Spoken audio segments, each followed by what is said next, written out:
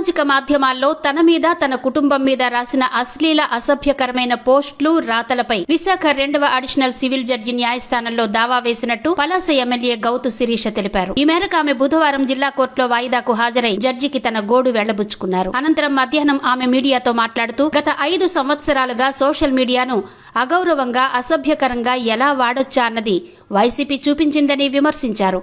ప్రతిపక్షంలో ఉన్న అధికార పక్షంలో ఉన్న రాజకీయ విమర్శలు సర్వసాధారణమని అవి ఆరోగ్యకరంగా ఉండాలి అన్నారు. అయితే టీడీపీలో న్యాయబద్ధంగా నీతిగా పోరాడే ప్రతి ఒక్క మహిళ సోషల్ మీడియా ద్వారా వేధింపులకు గురయ్యారని ఆవేదన వ్యక్తం చేశారు. మహిళలను మాటలతోనూ మార్ఫింగ్ ఫోటోలతోనూ ఇబ్బంది పెట్టారని, మాజీ మంత్రి సిద్దిరి అప్పలరాజు 20 మందిని పోషిస్తూ తనపై తండ్రిపై అసభ్యకరంగా మాట్లాడించారని ఆరోపించారు. వేధింపులపై పలాస పోలీస్ స్టేషన్లో ఎన్నిసార్లు ఫిర్యాదు చేసినా పట్టించుకోలేదని, అందుకనే కోర్టు ద్వారా వారిపై న్యాయ పోరాటం చేస్తున్నానని స్పష్టం చేశారు. సోషల్ మీడియా వేదికగా అసభ్యకరంగా పోస్టులు పెట్టిన వారిపై చర్యలు తీసుకోవాలని ఆమె కోరారు. ప్రస్తుత హోంమంత్రి వంగలపూడి అనిత సోషల్ మీడియా వేధింపులకు గురయ్యారని ఆమె గుర్తు చేశారు.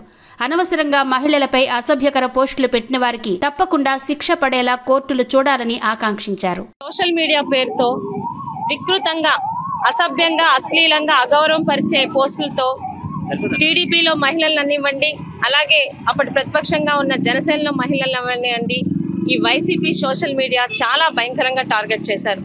అందులో వన్ ఆఫ్ ద విక్టిమ్ నేను కూడా. అయితే పలాసలో ఇప్పటి తాజా మాజీ మంత్రి అయిన అప్పలరాజు గారు దాదాపు 20 మందిని ఉద్యోగాలు ఇచ్చి పెట్టుకొని మరి ఒక మహిళని మానసికంగా హింసిస్తే ఇక్కడి నుంచి వెళ్ళిపోతుంది, నాకు అడ్డు ఎవరు ఉండరని దీంతో అన్ని లిమిట్స్ దాటి, అంటే మాటకి బరి తెగించని అనాలి, బరి తెగించిన పోస్టులు పెట్టి చాలా ఇబ్బంది పెట్టారు. ఆ రోజు కనీసం 2 సంవత్సరాలు పట్టిందండి సోషల్ మీడియాలో ఉన్న పోస్టుల మీద FIR రిజిస్టర్ చేయించడానికి. 6 సార్లు ఎమ్మెల్యేగా ఉన్న నా తండ్రి పోలీస్ స్టేషన్ కి ఇచ్చి కంప్లైంట్ ఇచ్చిన FIR రిజిస్టర్ చేయలేదు అప్పటి పోలీసు శాఖ. 2 సంవత్సరాలు కష్టపడి ఎంపీ గారితో వెళ్లి అక్కడున్న ఎస్పీ ఆఫీస్ ముందు గొడవ పెడితే అప్పటి ఎస్పీ అమిత్ బర్డర్ గారు ఇంకా వేరే గతి లేక FIR రిజిస్టర్ చేస్తే 3 సంవత్సరాలుగా కనీసం ఒక్కడిని కూడా అంత అసహ్యంగా, అంటే ఆ పోస్టులు చూపించడానికి కూడా నాకు బాధగా అసహ్యంగా ఉంది. అలాంటి పోస్టులు పెట్టిన వాడిని FIR బుక్ అయినా కూడా ఒక్కడిని కూడా పోలీస్ స్టేషన్ కి పిలిచి ఎందుకు అలా చేశారని అడిగిన పాపాన్ని పోలేదు ఆనాటి చేత కాని పోలీస్ వ్యవస్థ. ఈ రోజు పార్టీ మారింది, ప్రభుత్వం మారింది, అధికారంలో టీడీపీ వచ్చాం. అయినా నా కోరిక ఒకటే, ముఖ్యంగా హోంమంత్రిగా ఉన్న ఒక మహిళగా ఆ రోజు ఇదే సోషల్ మీడియాలో విక్టిమ్ అయిన అనిత గారికి, అలాగే ఆడపిల్లలకి మాట ఇచ్చిన మా యువ నాయకులు లోకేష్ గారికి ఒక విజ్ఞప్తి. ఈ రోజు అధికారంలోకి వచ్చాం కదని దయచేసి వదిలివేయవద్దు. ఎందుకంటే టీడీపీ పార్టీ మళ్ళీ అధికారంలోకి వస్తుంది. ఈ 5 సంవత్సరాలు మేము పడిన బాధలకి, ఇబ్బందులకి, మా కుటుంబం పడిన అవమానాలకి సమాధానం చెబుతాదని ఒక నమ్మకంతో ఎక్కడా వెనుకడుగు వేయకుండా నేనొక్కదాన్నే కాదు, చాలా మంది ఆడపిల్లలు పోరాడారు. ఈ రోజు కుటుంబం తాలూకా భరోసా నాకుంది, వాళ్ళ తాలూకా వెన్నుదన్ను ఉంది కాబట్టి ఈ రోజు మీ ముందుకు వచ్చి పోరాడుతున్నాను. ఎటువంటి పోరాటానికి కుటుంబంలోని వాళ్ళ తాలూకా మద్దతు లేక ఇంట్లో కూర్చుని ఏడుస్తున్న ఆడపిల్లలు ఉన్నారు.